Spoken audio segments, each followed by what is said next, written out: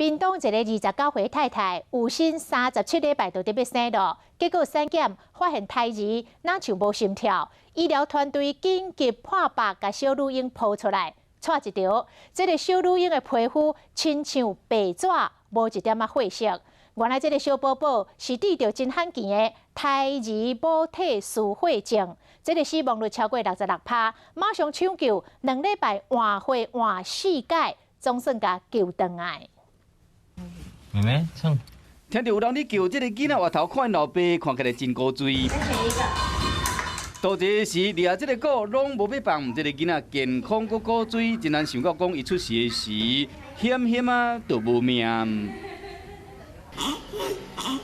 小小身躯插进一卫生器，这个囡仔得着罕见的胎儿母体输血症，体内敢若正常红影10%到20%的血量，规身躯的皮肤袂似白纸同款，无啥物血色，严重的欠血以外，佫出现休克，真危险。第2天、第3天之后开始发生一个全身性的弥漫性出血，就等于我们一直有帮他血液输入进去，但是他会从气管啊、从肠胃道啊大量的流失。